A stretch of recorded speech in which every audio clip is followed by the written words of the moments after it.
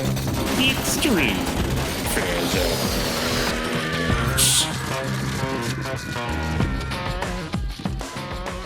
So I want you to make some predictions, and what I'm looking for is for you to think about what parameters affect the period and how does it affect the period of a simple harmonic oscillator. And the first one I want to talk about is amplitude. How does changing the amplitude affect the period, right? So if I pull it back to here and release it, that's going to be amplitude A, and it's going to have a certain period. And but what would the period be if the amplitude was 1/2 A, right? So, okay, so here we go. Here's it. It's oscillating with amplitude A. I know it's losing some amplitude every time it goes because there's some friction.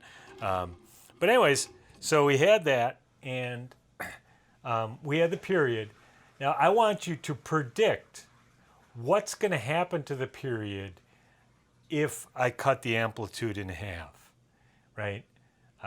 Will it be the same? Will it be twice as great? Will it be 1/2 as great? Will it be the square root of 27 as great? What is it going to be? Why don't you take a moment to try and think about that? And you really want to invest in this, because the more you think about this and the more once you see the answer you can make sense of it, the better off you're going to be with simple harmonic motion. Pause the video now. So hopefully you have that thought out. So let's take a look. Here is 1/2 A.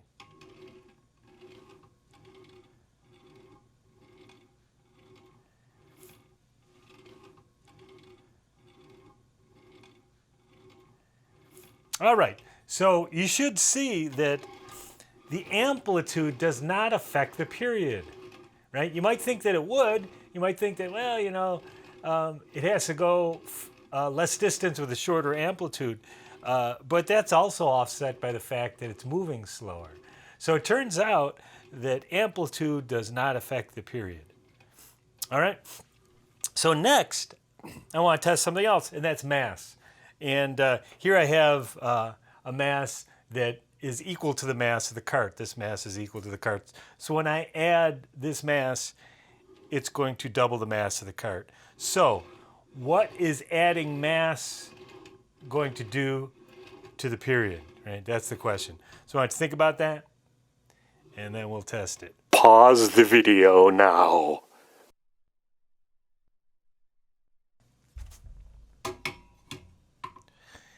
And of course, we have you have time codes there, so you can figure out what the period is. Keep in mind, this video is being shot at 24 frames a second, so 1 frame is 1/24 of a second. And here we go. So we had it with mass m. Now this cart has a mass of 2m.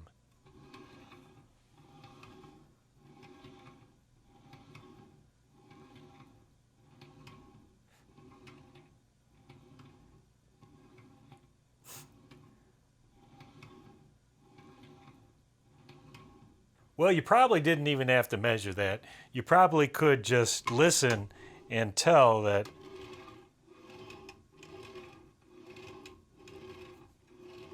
that takes less time to go back and forth than that does. And then it's even more obvious, and it's even more obvious if I go from mass m to mass 3m.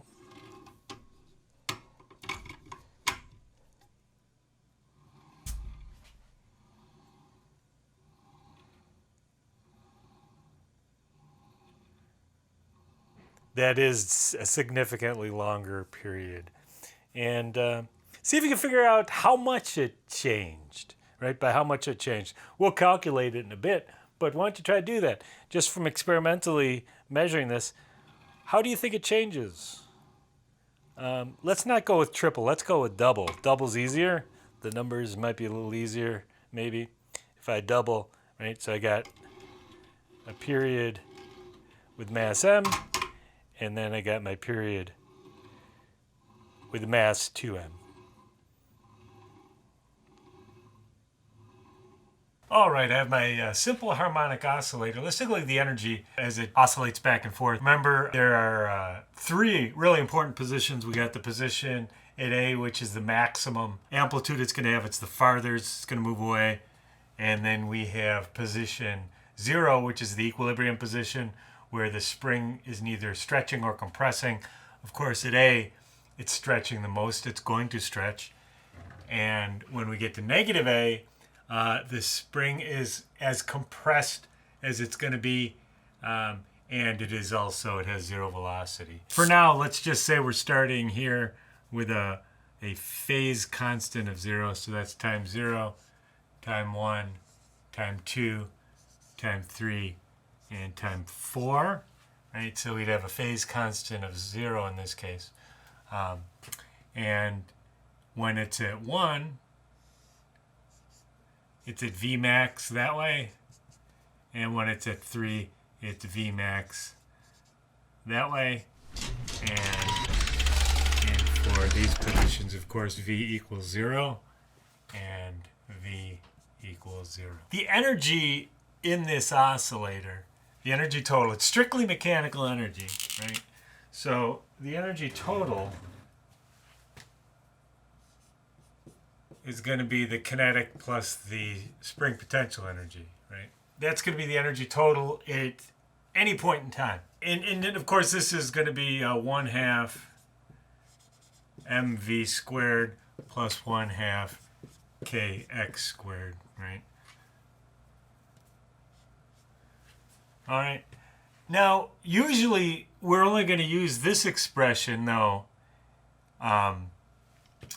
anytime after 0, but before we get to 1, and then anytime after 1, but before we get to 2, and then anytime after 2, but before we get to 3, and then anytime after 3, but before we get to 4, right? So this is true at all times, but it's really going to be most useful at these times, right? When we go from between 0 and 1, between 1 and 2, between 2 and 3, and between 3 and 4, right? Basically, not at these extreme, not either at the extreme positions or the equilibrium position. That's where we're going to be using that, right? Now, why are we only going to use it there if it's true all the time? Well, let's take a look. Let's take a look at this relationship when the energy equals, let's say we're at t equals 0, 2, or 4. So we're at the extreme positions. Well, in that case, the kinetic energy is 0, right? It's at rest, and all the energy is in spring potential energy. So we go 1/2 k, not x anymore. X is a variable. At this position, we know how much it's stretched. It's stretched A, right? 1/2 ka squared. Right? When it's there, the stretch is A. Here, the compression is A. So at these positions, the total energy is 1/2 ka squared. All right. Now, when at t equals time 1 or 3, it's at its equilibrium position. It's at its maximum speed. So this is going to be 1/2 mv, not the variable v, it's a specific v. It's v max. It's the fastest this thing is going to be going. So 1/2 v max squared. All right. But let's deconstruct this a little bit. What is v max? Well, we know that x equals a cosine omega t plus phi. I know in this case we said we're going to, in this case we have a phi of 0, but let's just do this for the general case. So therefore, the velocity, right, which is dx dt, let's take that derivative. That's negative a omega cosine omega t plus phi. Using the chain rule, right? We take, that's not cosine, that's sine. What is it? Right, the right cosine. That's sine. Sine. Sine. Because the derivative of the cosine is negative sine. And then with the chain rule, we need to take the derivative of the argument. That's a constant, so that's nothing. And this just becomes omega. So we get that. So if v of t equals a omega sine omega t plus phi, this is V max. That's the fastest speed it's going to go, right? That's V max, right? Because the largest value for sine is 1, and multiplied by omega, that's the largest the speed can be. So V max equals a omega, right? That's an important result. While we're at it, why don't we just look at the acceleration. So, of course, the acceleration is the derivative of the velocity, dv dt. So that's going to be negative a omega squared cosine omega t plus phi, right? Just using a little calculus, we find that to be true. All right, and we're going to be using that later, but not right now. This, therefore, equals 1/2 m a omega squared, right? Because V max is a omega. We know the energy total remains constant. It just keeps shifting back and forth. That means the energy total when we're at 0, 2, and 4 must equal the energy total at 1 and 3 also, right? So therefore, I'll write it like this. Energy total, right, at 0, 2, and 4 must equal the energy total at 1 and 3. Right? The energy total is the same throughout. So anyway, so the energy total at 0, 2, and 4 is 1/2 Ka squared. And the energy total here is 1/2 m a squared omega squared. Right. All right, well, we can simplify that. We can get rid of our 1/2s. We can get rid of our, amplitude doesn't matter. Oh, that shouldn't be too much of a surprise that the amplitude isn't going to make, well, actually, what are we solving for? Let's solve for omega. Let's solve for omega, right? So we get K over M equals omega squared. So therefore, we can figure out the angular frequency if we know the spring constant and the mass. Notice that the amplitude doesn't have an effect, which we saw. We saw experimentally that it doesn't, and we can see here mathematically, yeah, that's the result we would expect. Now, on this is going to be a real important result, and you want to always have this kind of in your back pocket when you're doing simple harmonic motion, that the angular frequency is the square root of K over M. You're going to be using that a lot, and you should make sense of it. Now, you saw in the experiment, the more mass we had, right, the slower it went. It had a longer period and a shorter frequency, right? It would have, the frequency is number of cycles per second, right? So if you had a lot of mass, you wouldn't have many cycles per second. So you could see as this gets big, that gets smaller. So that makes sense. You always want to have that in the back of your mind, that the image of what happens when I add mass to it, it starts to get lumbering. It goes slower. The period is longer. You know, it takes longer to go because it accelerates less. It's still going to oscillate the same distance if it had less, but it's going to do it at a slower pace. Therefore, the period is going to be less. So this is a really important result, and you want to really be able to derive this, and you need to, once you derive it, look at it and make sense of it. Make sure your mass is in the right place, because we're going to run into situations where you're going to have the square root of m over k, and it's going to be easy to confuse the two, square root m over k or square root of k over m. So you should be able to very quickly derive this. This should not take long. You need to practice this enough so you can quickly derive this to make sure you get it right. And then if you work with it enough, you're just going to know, oh yes, omega equals the square root of k over m.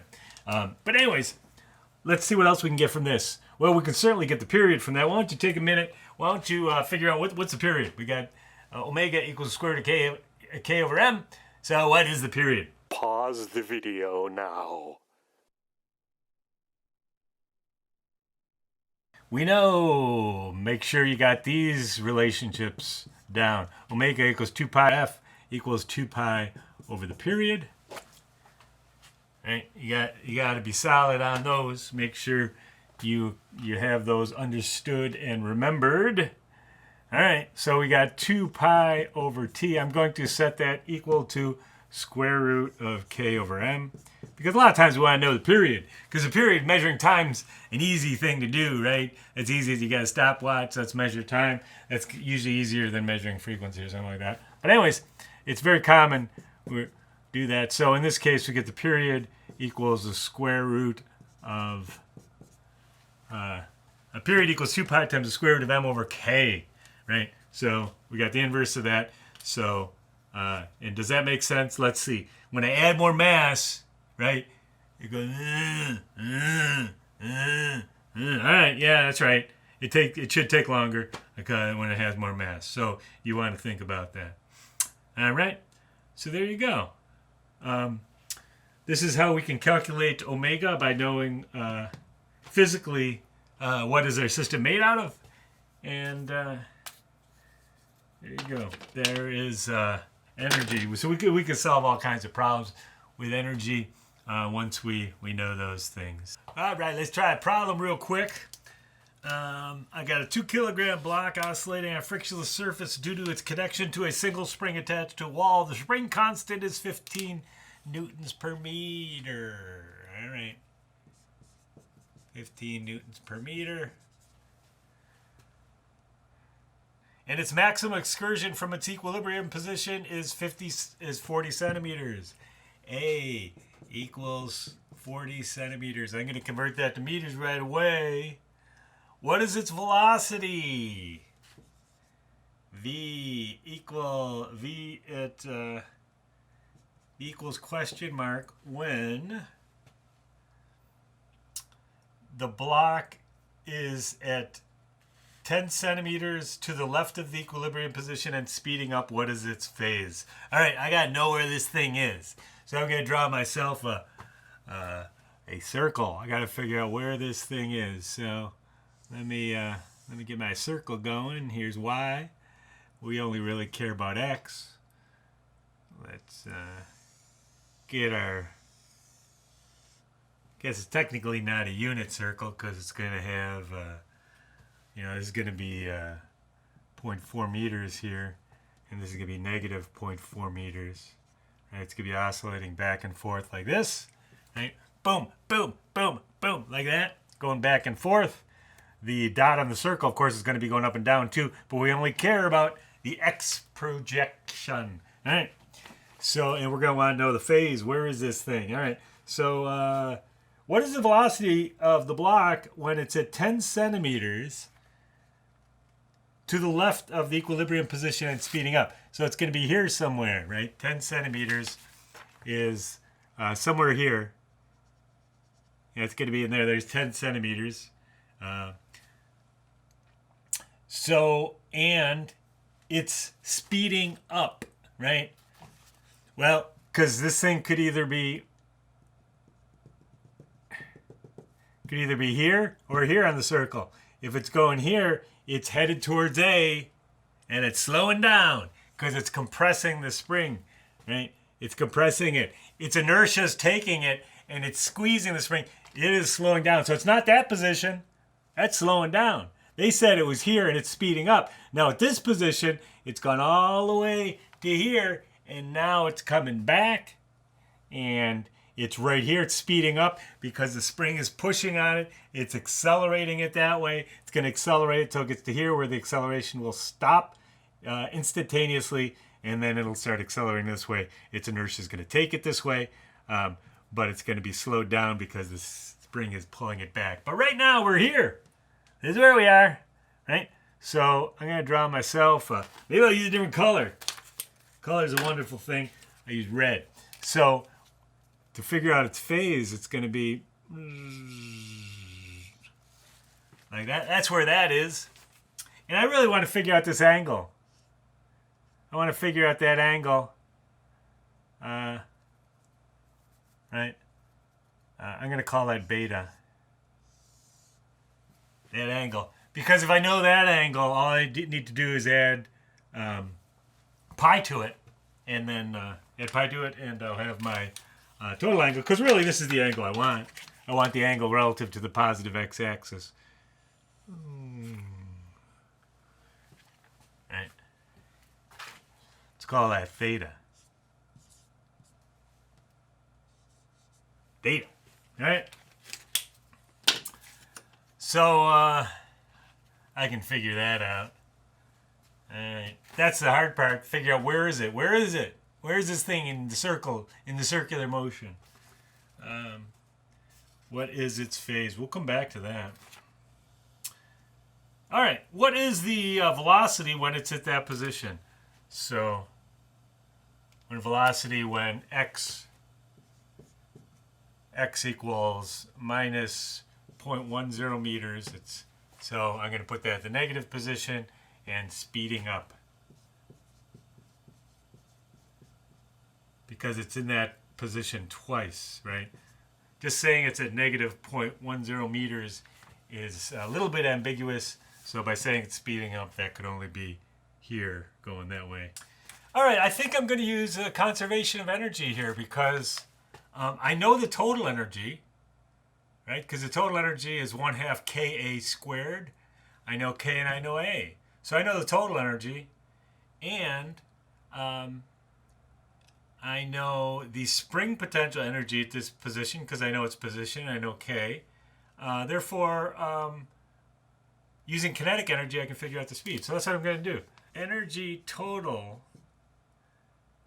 at A, when it's at A, equals the energy total at 0.1 meter. Right? Those are going to be equal. So I'm going to say 1/2 Ka squared equals 1/2 mv squared plus 1/2 kx squared, right? Where we're going to use, the time we're going to use for this is when it's like in those conditions. Let's clean this up a little bit. Let's get our 1/2s, and we're going to solve this for v. We want to know the speed. All right, so we're going to go Ka squared minus Kx squared equals mv squared. So therefore, the square root of Ka squared minus x squared over m equals v. And then we just have to plug some numbers in, I guess. K, 15 newtons per meter.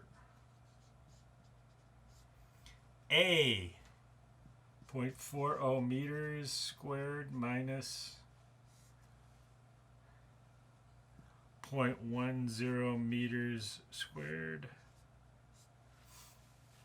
Now, technically that's negative, but it doesn't really matter, right, for this, because we don't care about that. We're going to square this anyways. So it doesn't matter whether it's stretched or compressed. That's not going to change anything. And, I could put that negative in there. It's going to go away anyway. And then the mass was... I didn't write the mass down. They gave us the mass. The mass was 2 kilograms. I didn't write the mass down, right? Yeah, 2 kilograms. 2 kilograms. 1.06 meters per second. 1.06 meters per second. Let's see if that makes sense. 1.06 meters per second. Let's quickly calculate what's the maximum speed? What's Vmax? What is Vmax? Better be more than that. Vmax. All right? That's A omega. That's A omega, right?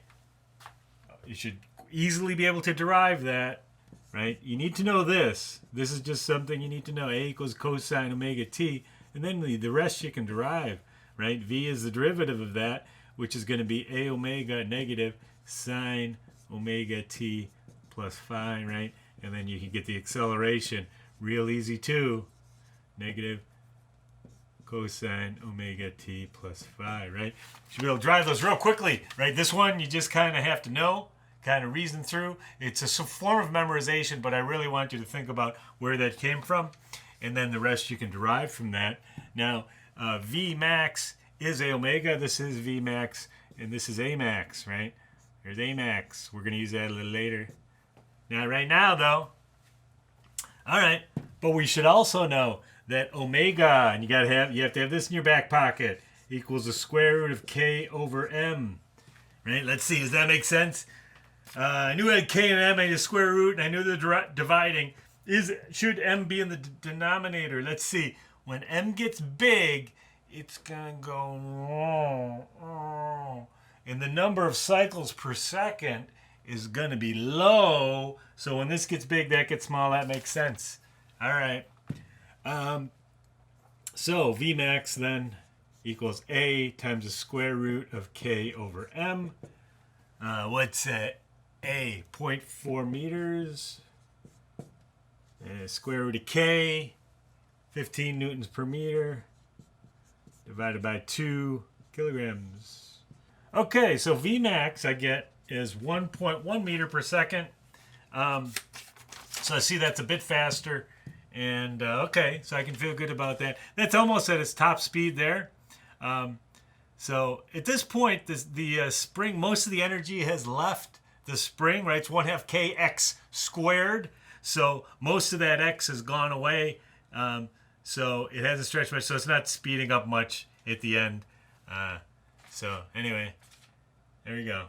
All right, seems reasonable. So perhaps that's the right answer. All right. So there you go. Here's the application. Now we still have to figure out the phase though. The phase. Not the phase constant. The phase. The phase. That whole argument, right? Because we don't know when this started. We don't have any time information. So we can't even figure out the phase constant. All we've been talked about is position, so we can't find the phase constant. We can only find the phase. Remember, the phase is A cosine omega t plus phi. This argument is the phase. Where is it at this moment? Where is it angularly? Angularly, where is it at this moment? That's the phase.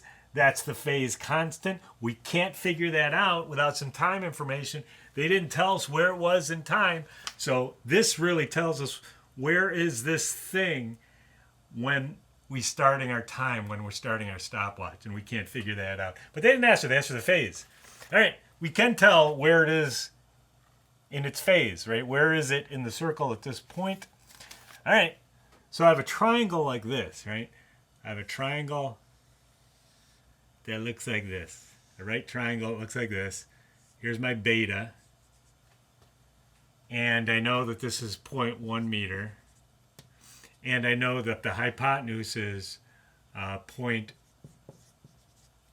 meters, right? All right, so I know that. And I want to know what beta is. All right, so the cosine of beta equals adjacent over hypotenuse. So that's going to be 0.10 meters divided by 0.40 meters, right? So beta equals the inverse cosine of 1/4. All right, so what is that? So we got 1.32 radians. 1.32 radian, or 76 degrees. All right, 76 degrees looks pretty good. That's a pretty big angle. But really, I want to know theta, because theta, in this case, this green is the phase, right? The phase equals theta equals beta plus pi, right? So beta is this angle, and we got to add pi to it to figure out what's this angle relative to the positive x-axis. So that's going to be 1.32 radians plus pi radians. 4.46 radians. All right, 4.46 radians is the phase. That's the phase of this thing. And that's like 256 degrees. All right, I buy that. I buy that. So there you go. So that's how you use this stuff. You need to know your relationships. This stuff isn't bad as long as you know your relationships. If you go into a cold, you're going to run into problems, though. You need to be able to come up with this relationship, derive velocity and acceleration from that using calculus. Also, you need to have this in your back pocket, that omega equals the square root of k over m. You need to be able to derive that. Also, you need to be able to derive that the period equals 2 pi square root of m over k. And, of course, you need to know these relationships.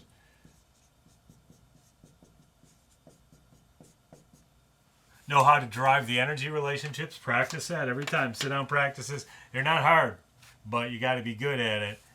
So, anyways, the quicker you see how these are all interrelated, you'll be able to figure stuff out. Until you get comfortable with how they're interrelated, though, it's just going to seem like this mathematical mess. And where do I go? What do I do? So the only way to get used to it is to practice deriving these things. All right? We'll come up with another lesson soon. I'll talk to you soon. Bye. Extreme physics.